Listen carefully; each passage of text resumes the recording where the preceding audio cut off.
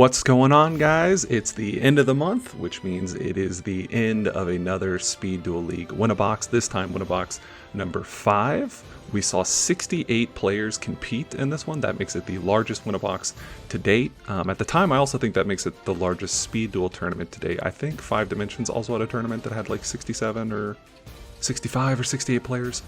But of course, we smashed that record this past weekend with the Speed Duel League series. We had 106 players participate, making it by far the largest Speed Duel tournament that we know of so far. But this one had 68. We had a top 16 cut instead of a top 8 cut, solely because of how many people came out this time. And it all leads to this final match. So let's get into it. We've got Tensei Patu at the top here. We've got Art LeQuint at the bottom. If you guys have watched pretty much any of the previous win-a-box videos on this channel, you will recognize Art LeQuint.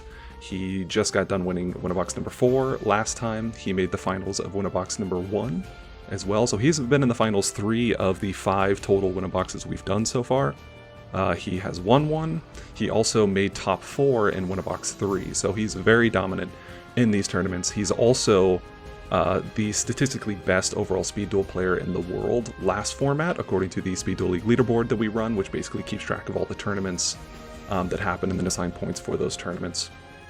And so he finished first place in that. No doubt doing so well in the win-a-boxes helped him a lot with that. But Tensei Patu is coming into this tournament undefeated. If you paid attention to the graphics that we just showed, he was 6-0 in Swiss, and then he's obviously also won all of his top cut matches up until now. So he's looking to go 10-0 this tournament. Art LeQuint is no stranger to that. He went 9-0 and went undefeated, winning win-a-box number 4 last time with Burn. So this should be a good match. Let's get into it. So we see them wishing each other luck here right off the start. Always a respectful thing to do with your opponent. But here comes the rock, paper, scissors. Usually we get a tie with these things. Oh, okay, no tie this time. So Tensei's just going to win it right off the bat with his rock over Art LeQuint's scissors, and then make Art LeQuint go first. We're going to have the skill cards coming down here. So Bakura and then Yugi. So it's most likely going to be some sort of conflict match or conflict deck versus Magnet Warriors. We'll see what Art LeQuint wants to lead off with here. It should be Magnet Warriors. There's the beta. So he's going to immediately activate the Magnetic Attraction, which on summon of a Magnet Warrior allows him to add any Magnet Warrior from his deck to his hand. He's going to choose a Delta. And then we'll see if he has anything else he wants to do here on turn 1. So he's just going to set 2 and pass. Nice little +1 off the Magnet skill there. So you can see 5 cards. Tensei just drew, so he's at 5 cards. Oop, we hovered one. Book of Moon. So let's see how Tensei responds. Again, most likely running a conflict, some sort of conflict variant whenever you see that Bakura skill. So he's going to normal summon Blade Knight. That Blade Knight will be at 2,000 attack because Tensei only has 1 card in his hand. I'm assuming he set the book that we hovered over there. And he can choose to attack or not. He's going to be swinging into back row that he cannot respond to himself. So he's going to swing, hits a 0 gravity. That's a new card from the Battle City box set. It swaps the battle positions of all face-up monsters on the field. So it's kind of like Windstorm, only applies to all players. That's interesting. That's one of the first times I've seen somebody run that card so far. But back over to Art LeQuint. So now his beta is actually bigger than the Blade Knight, and it'll be Tensei who needs to use some back row to protect that Blade Knight. Down comes the Delta Warrior, which will trigger Delta's effect to send any Magnet Warrior from the deck to the graveyard. He's probably going to send an Alpha unless he's running like a Magnet Warrior beatdown deck, and he doesn't have Alpha or Gamma for like the Valkyrion. You just run a bunch of Betas and Deltas. But there goes the Alpha, so you can assume he does have Valkyrion in his deck. Also, the skill, should hopefully give away that he's running Valkyrion, just because the second effect of the skill lets you add a Valkyrion. But so he's going to pitch the Alpha, and then he's going to activate the Magnetic Field spell, which is going to let him special summon Alpha from the graveyard. If he was just going to special summon it, he could have sent another Beta to the graveyard instead of sending Alpha. And then he'd have Beta, Beta, Delta. But just getting the Alpha out of the deck is fine. You don't want to draw into that. It's the weakest Magnet Warrior, so just get it out of the deck onto the field so that you don't draw into it later. He's going to swing with the Beta here into the Blade Knight. He could just swing with the Alpha. Alpha's big enough to get over it. But maybe he had a reason for it. I think it's better to swing with the Alpha here. But we'll see what Tensei wants to do. One issue, I'm going to pause this real quick. One issue that Tensei has here is that a lot of people are not running, like, nobody runs Windstorm anymore. Sort of like these massive board altering cards that just change the battle positions of everything on the field or destroy everything on the field or something like that. So like nobody runs Windstorm anymore. So whenever you get 3 monsters out, a lot of people, we saw Tensei, he has Book of Moon, for example. We know that he has that set. That can only stop 1 attack. So he's got 3 attacks that he needs to stop here. So he could potentially lose 3 cards here. Whereas Art LeQuint was running, we saw Zero Gravity, which in this scenario would just 1 card stop everything. So that's just something that Magnet Warriors have over other decks, is whenever they're able to swarm, it's actually more potent now because people are not running these cards that then have a massive board effect. They just deal with 1 attack at a time. So Art LeQuint's in a really good spot here. He is just going to let the Blade Knight die. I don't even know if he has 3 cards to stop all 3 of these attacks, and even if he does, he may just want them to just go through and use his life points as a resource there. So yeah, he's going to let the Alpha go through. And this is why Art LeQuint attacked with the Alpha directly. Had he have used the Alpha to get rid of the Blade Knight, he could have swung with Beta there directly and done 17 instead of 14, but it's not a big deal. So we see Tensei use 1 Book of Moon to stop one of the attacks he doesn't want to take. So he stops the Delta Warrior attack so that he doesn't drop to 1,000 life points, so that may signify to Art LeQuint that Tensei has Cosmic Cyclone in his deck. Otherwise, I feel like you just take that attack and drop down to 1,000 and save the book for later. He activates the Rhoda, so it's a bit of a bluff face down, so he didn't actually have 3 activatable back row. But he uses the Rhoda, searches the Blade Knight, so we know that he has a Blade Knight in hand, but he has 2 other cards in hand. So that Blade Knight with those 2 cards in hand is only going to be 16. And then he's not going to attack. Smart not to attack here, in my opinion. He could attack, but whatever he swings into is basically a Hyper Hammerhead due to this field spell. So it's just going to bounce the Blade Knight, and then he's just going to special summon back next turn. Art LeQuint's just going to use the second effect of the Magnet Field and special summon back whatever's destroyed by battle anyways. So good of Tensei not to attack. This Blade Knight is only 16 though, so Beta will get over it. And potentially force out, let's see, so we already saw him use 1 Book of the Moon. And this, so he actually had 2 Book of Moons. So we'll see. He's probably going to force the book out if he attacks with the Beta. But we'll see. Art thinking about what he wants to do here. Art in pretty much full control right now. You can just see the card count here where Art's sitting on 7 total cards and Tensei's only on 4. So Tensei needs to get some pluses going here. He needs to start killing some of Art's monsters, but very difficult to do with the field spell down. Tensei does still have his skill though. So Art gonna flip up the Delta, and now we're kind of back where we were last turn. Only the Blade Knight is in attack mode this time. But again, once per turn, one of these Magnet Warriors, any of them, can be a Hyper Hammerhead, basically, and bounce whatever it battles to the hand, if it doesn't destroy it by battle. So Art's gonna swing here. He's actually going to swing with the Delta. They'll crash and die. Oh, Sphere Kaiba comes down. So I guess Art LeQuint wanted to swing with the Delta so that they'd both die, and you could send the Delta to the grave and then special summon it back next turn and get Delta's effect to dump a Magnet Warrior. Otherwise, I don't see why you would take the trade here when Beta is bigger than the Blade Knight. So that Sphere comes down, stops the Delta attack, and now the Blade Knight is 2,000. So now the Blade Knight is actually the biggest monster on the field. But Art can still swing a Magnet Warrior into it and bounce the Blade Knight. So we'll see what he wants to do here. Probably just swing the Alpha in. And because the Blade Knight's 2,000. So probably just swing the Alpha in and bounce the Blade Knight and then swing with the Beta. And then that'll also get the Beta will... if the Beta hits directly, that'll knock Tensei down to 900. So he's actually going to swing with Beta here. Does he... I don't know why he'd swing with Beta there. He has Metaverse face down and he has 0 gravity. I don't know, I feel like you just swing with the Alpha there. And then, because yeah, see how he's at 1200? He booked to stop a Delta attack. So he did not want to go down to 1,000 life points, which to me means that he has Cosmic in his deck. So I think you swing with Alpha there, but at the end of the day, I don't think it matters. I think that Art LeQuint is in a really good spot here. So Breaker comes down, something that Tensei was probably looking for a while. He probably wish he opened Breaker. So he's going to bring down Breaker, remove its counter to pop the Magnetic Field. And then you see here where if he still had a Beta on the field, his Beta died. If he still had a Beta on the field, the Beta is bigger than the Breaker if the Breaker removes his counter. So interesting that he chose to sacrifice the Beta instead of sacrificing the Alpha. But I literally don't think it matters at all. Maybe Art's thinking of something else, and it doesn't matter. He has a Metaverse, in comes the field. So he's going to activate this field spell during the battle phase, which means that this attack is going to continue. Tensei can't call it off. He's going to hit the Delta. Delta's going to go to the grave, and then Breaker is going to get bounced back into the hand. Then next turn, Art can special summon either the Delta or the Beta, most likely the Delta to get Delta's effect, out of the graveyard onto the field, and Tensei's going to have to stop both attacks. We know that he has a book. Does he have... He does not have a second Sphere Kuriboh, so I think this is just game automatically here. Tensei possibly could have used... Yeah, so Tensei's going to scoop. He could have possibly have used... Because he can't stop the 2 attacks that are coming next turn. But he could have used the Inner Conflict skill and stolen one of the Magnet Warriors and just crashed it into another one. And that was pretty much his only hope there.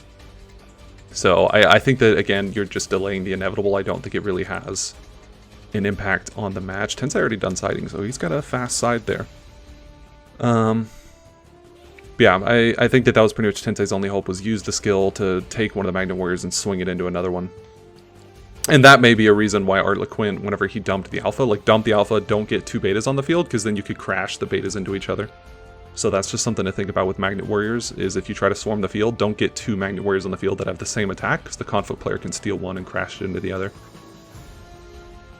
If they have different attacks, then at least one of your Magnet Warriors will survive. But we did see that Art LeQuint had 0 gravity, so I don't think there's any play that Tensei has. I think Art LeQuint just had all the outs that game, but we'll see what happens this game. Tensei probably added some more Spell and Trap Destruction to get rid of the field spell. But pretty much same opening. Tensei got to choose who goes first. He made Art go first again. Art just opens Beta, searches Delta. This time he sets 3 back row. Last time he only set 1. Or, sorry, last time he only set 2. Tensei right off the bat is going to Inner Conflict and just take the Beta. He didn't play his skill last time. So this time... And then he's just going to go straight in the battle phase. So he didn't even set... He activated his... Does he have Sphere Kuribohs? Holy shit, he has... Tensei has all monsters, and none of them are Sphere Kuribohs. Okay, because he just activated his skill, stole Jinzo, and then went into battle phase and attacked. Which is not a good sign. He didn't set any back row. He didn't, like... He activated his skill to steal a Beta, so that should... Like, Art LeQuint should just know that Tensei has pretty much nothing outside of possible Sphere Kuribohs. And then the Jinzo just gets Book of Moon. So... Terrible, terrible hand for Tensei, unfortunately. But, and then, yeah, Art has got the field spell. He's got the Delta that he searched last time, so he's going to be able to get the Beta back. We know that Tensei has nothing. Art could possibly be expecting a Sphere Kuriboh here, possibly multiple Sphere Kuribohs here to protect this Jinzo. But we see the field spell come down, and so Delta's going to be able to special summon Beta from the grave. And then...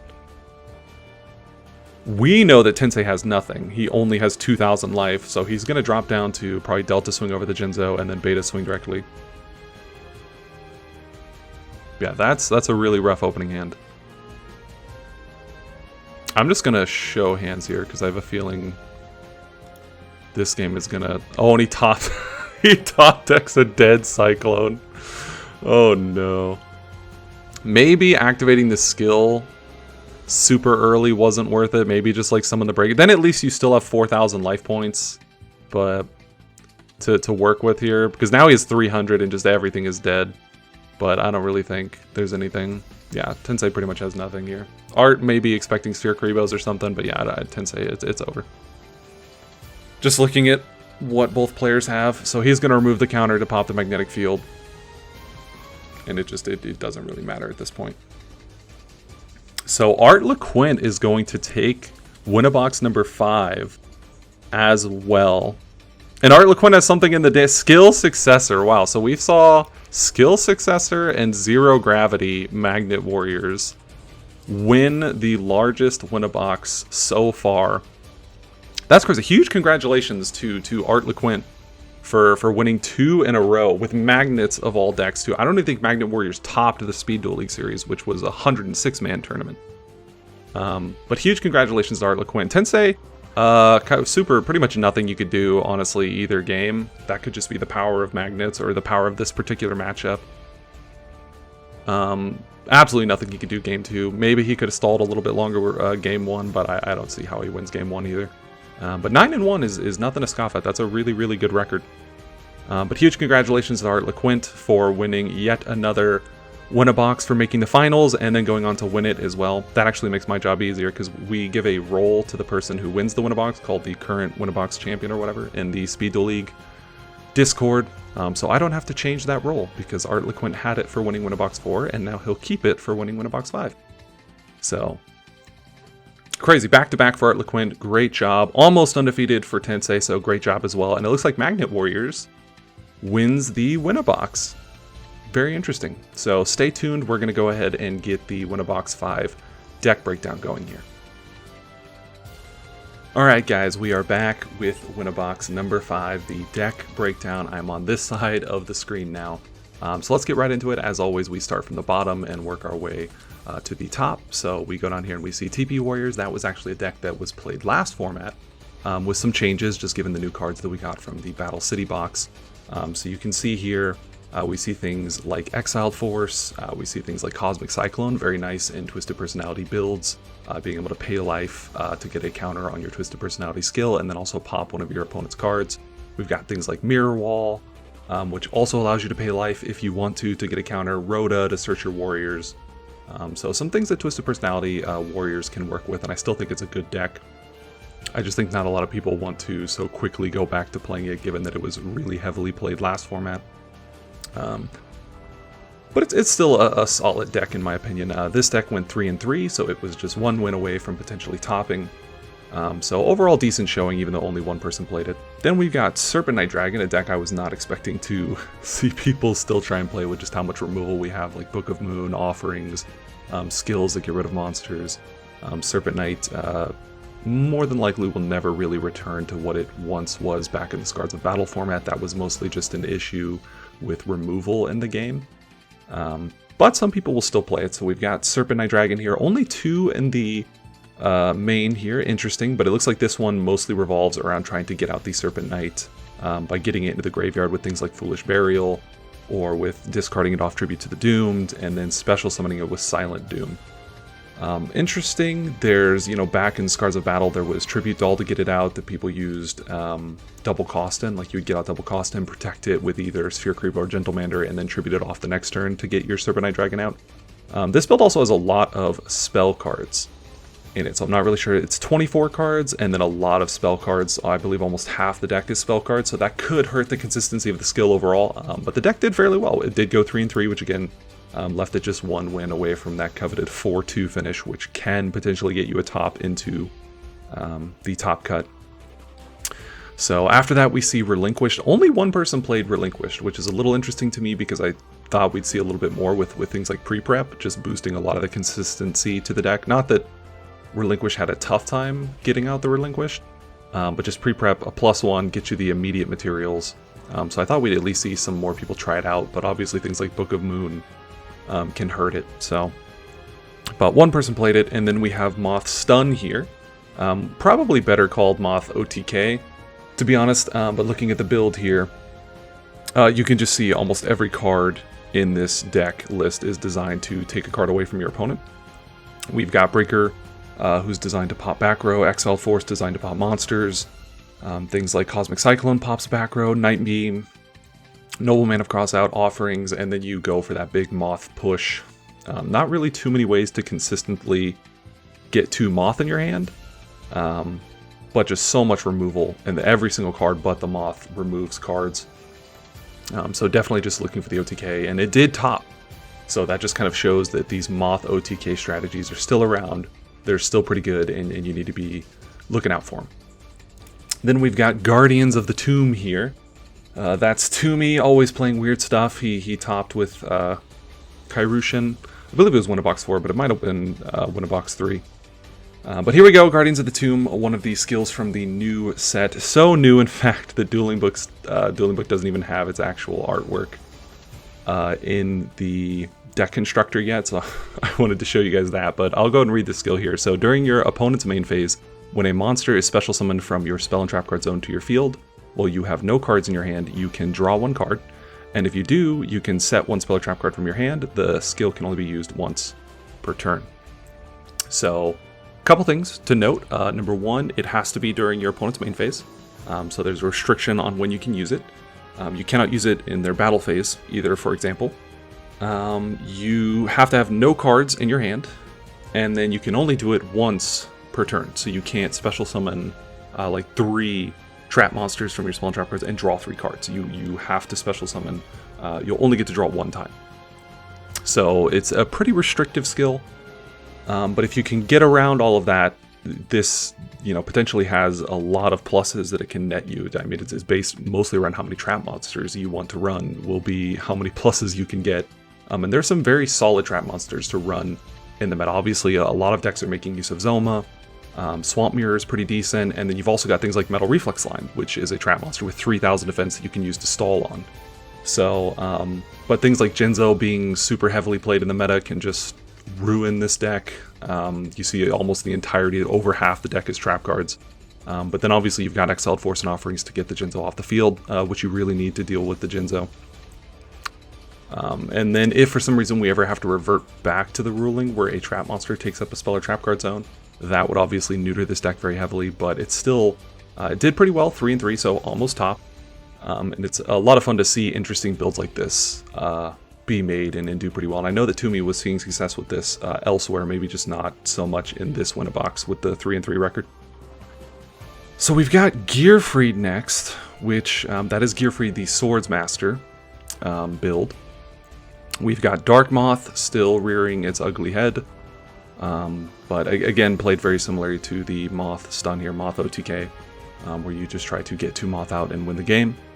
Beast Warriors, that is Inner Conflict Beast Warriors, and the Beast Warriors are the Phantom Beasts from the new box set. Skull Servants actually came in, and we had 2 people play, 1 person top. The build up here on the screen is not the deck list that topped. This one was piloted by Paolo NS. It went 3-3. But I did want to showcase an interesting build to the Skull Servants, where you have creature swap here. I believe Yugi Bros also had a video with a build like this, where it's Skull Servants with creature swap, and it's interesting because number one, you can see the Giant Rat Zombina package here, which is a bit of a looping package, very similar to Apprentice Magician and that package. But you can see creature swap here, which will swap any of your monsters with your opponent's monsters. When your opponent destroys those monsters, those effects activate in the graveyard, and you will get the benefit of them. So if you creature swap your Giant Rat to your opponent, and then you kill that Giant Rat by battle, you will get to activate the Giant Rat. The Giant Rat, the player whose graveyard Giant Rat goes to, is the person who gets the effect. Same thing with Zombina, same thing with Zoma. So if you creature swap a king and you kill it, you get King's effect. If you creature swap a Giant Rat, you kill it, you get Giant Rat's effect. Zombina, you get Zombina's effect. Zoma, your opponent will take the damage. So very, very neat little plays there. And this one did not top, 3-3, almost topped. And then the one that did top was piloted by Master AGMN, and that deck list will be in the Hall of Victory. So this way you get to see both deck lists.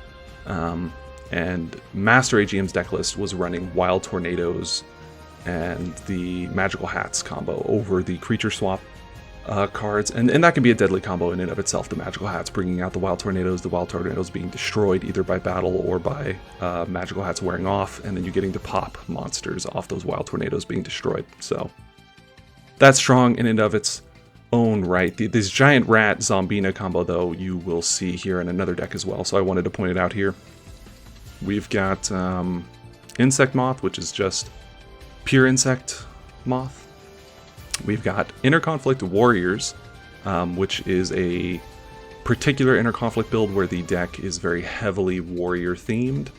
We see Tensei Patu's almost undefeated build. I finished 9-1 there, losing in the finals. Was very, very heavily warrior themed. We see Freed, we see Breaker, we see Breaker's not a warrior. Well, Breaker the magical warrior, but he is a spellcaster. We see Freed as the primary monarch in the deck. We see Command Knight, we see Exiled Force, we see Blade Knight, we see Rhodas, we see Amazoness Trainee and the side. Not a bad side card. But yeah, so that's if your deck is going to be predominantly warrior themed, it'll be Inner Conflict Warriors. If not, it'll probably get the generic Inner Conflict Monarchs up here at the top. But we saw 3 people play builds like this where they focused on Freed, they focused on warrior sort of foot soldiers, and then they had like the Rhoda and things like that, and 2 topped. So Inner Conflict Warriors was a deck from last format. Obviously, again, it's changed a lot between the formats with the new cards from the Battle City box, but it still looks like it's doing pretty well. It's just not seeing the same number of players that it was previously. Then we saw Magnet Warriors. We saw 4 people come out with Magnet Warriors, 2 topped, and of course 1 won the tournament with it, Art LeQuint. So very, very good showing for Magnet Warriors overall. I don't believe they topped at all in the Speed Duel League series, so interesting that the winner... yeah, we didn't see anybody top in the Speed Duel League series with Magnet Warriors, but interesting that the winner of the winner box was Magnet Warriors here. But very powerful with the field spell, being able to special summon magnets. Pretty much every single turn you get a magnet back from the graveyard, and then once per turn any of those magnets acts as a Hyper Hammerhead. You still have Valkyrion waiting in the rings as well that you can bring out. So very, very powerful deck that the Battle City box brought us. Then we see Giant Rat's Stall here, which some of you may not have seen any builds for so far. It's a bit of an interesting deck, but it goes back to what we talked about earlier with the Giant Rat Zombina package, sort of being a loop, kind of like Apprentice Magician. And that's what you're seeing here, where only 2 Giant Rats in the main here, but again, you have the Giant's Rats and Zombina sort of looping things, and that's where you get the stall from. The Giant Rat, the Zombina, the Haunted Shrine. Creates a lot of monsters that you need to swing over. Nudoria, something that you swing over, will kill any monster on the field. And then, kind of like the Apprentice Magician package, the Apprentice Magician will usually end on an Old Vindictive. Giant Rat can actually end on Exiled Force, Hammerhead, Amazoness Swordswoman, whatever you really want it to, and so that's why these are in the build as well. But you definitely need to be prepared for this build. It can be very, very grindy. And if you're not prepared at all, obviously one of them did top in the Speed Duel League series. 2 people topped with this build, so you need to see it. You need to be prepared for it whenever you're building, or maybe you want to run a build like this. But the Giant Rat Zombina package with Haunted Shrine can be very, very difficult to deal with. You see also Lava Golem in the side, so be wary that this is floating around and doing fairly well. Next is Spellproof Armor. We've got 5 people playing it, so it's still like a pretty popular deck. This is about how often it was played last format. With the Battle City box, it did get a lot of boosts. Mainly we got the 2300 Colossus coming in. We also got Swamp Mirror, which is technically, if they want to run that, that's also an 1800 monster that they can run. So a big boost to, they were stuck running the 1750 monsters last format, so big boost to the strength of the monsters that they're running this format. And then also a bit of a meta boost where a lot of people are running 3 Book of Moons now, and Spellproof Armor just shuts those off. A lot of people are still running things like Offerings, Soul Exchange. What else do we got? Those are the big ones, like things like Creature Swap, Cosmic Cyclone. If you choose to run Swamp Mirror, Cosmic Cyclone will not affect your Swamp Mirror. And so that's just stuff that is kind of a meta shift where it's a little bit more spell dominant. Obviously the Shrink, forgot that one. What else is there? I'm drawing a blank, but there are a lot of spell cards. Hammer Shot is another one, so a lot of strong spell cards that people are putting in their decks that will not affect Spellproof Armor players. So that's a bit of a meta shift and a bit of a meta call for people who choose to run this build. And it did top. Last time we saw similar numbers, 4 or 5 people playing, but nobody topping. So this time around we saw someone top. We saw Cursive make top 8 with it in the Speed Duel League series. So you have to be very careful with this deck. Something like Jinzo coming down, you need to be mindful when you build your deck to have an out for a Spellproof Armor Jinzo, because they have Soul Exchange. They can bring it down very, very easily, and it is completely immune to spells and traps. Some of the only things we have that can get rid of it are a skill, such as Inner Conflict or Twisted Personality, or using something like Sphere Grebo to tilt it and then swing over it. So be mindful of that whenever you're building your decks. Then we've got, going into the top 3 here, definitely by far the most popular decks of the format so far. We've got Apprentice Monarchs leading off. This is a deck that was actually played in GOAT format, way back around GOAT format era, 2005 into 2006, where people would run the Monarchs like Zaborg, Mobius, Thestalos. And then you would run the Apprentice package as monsters that would float that you could use as tribute fodder for your Monarchs. And you see a very similar style played with Apprentice Monarchs today in Speed Duels. Pretty popular deck. I would say the second most popular deck, or popular conflict build by far. And it does really well. We saw 10 people play it with 2 topping in the winner box. We saw 18 people play it with 4 people topping in the Speed Duel League series. So I would say it's probably the second most popular deck in general being played right now. So be mindful of its existence. And then we've got number 2 here. We've got XYZ Unions.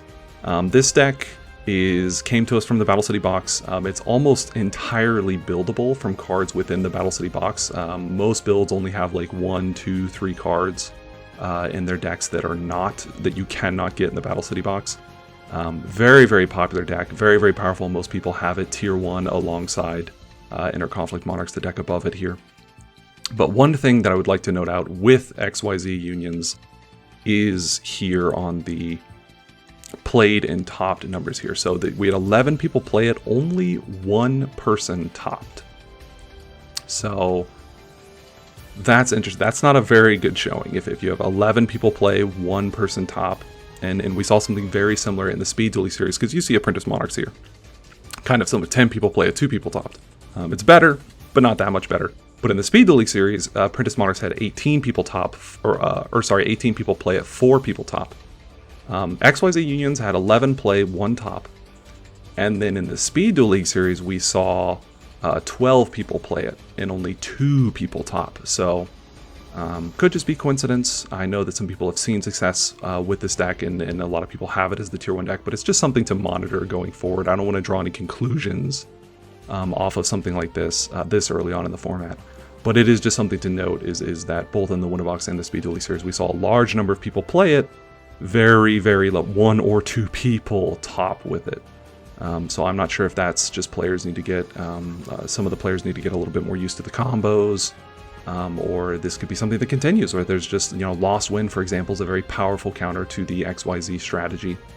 And so that this could be the norm, or this could just be the beginning for XYZs, and people get better, maybe tighten up the deck list a little bit, and more people top with it as time goes on.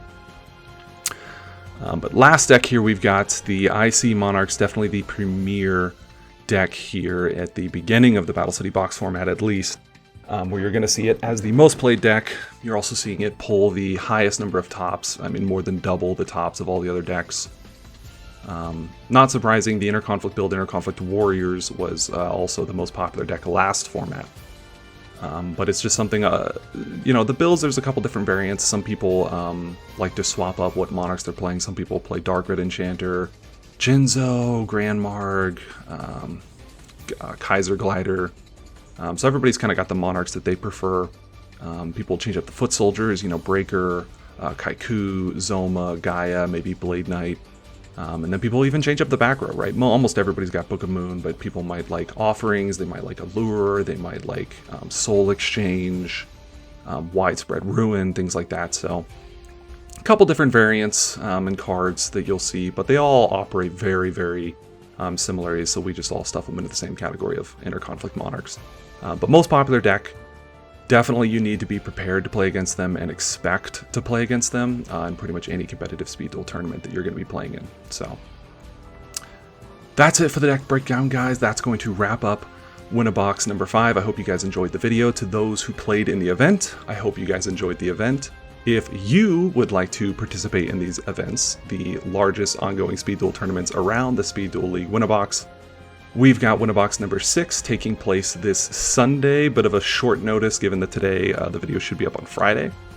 So let's see, you've got about 24 plus 12. So you've got about 40 hours, give or take, maybe 35 from the time this video goes up to sign up. But you can join the Speed Duel League Discord, navigate to the Winterbox section, and then comment in the sign up channel, and then send me, Alumline, a deck list to get in on this action, and maybe you can make your way into one of these final videos, or your deck list can show up here in the breakdown. So that is going to do it for this video, guys. I hope you guys enjoyed. Subscribe, like, comment, you know the drill, and I will see you guys in the next video.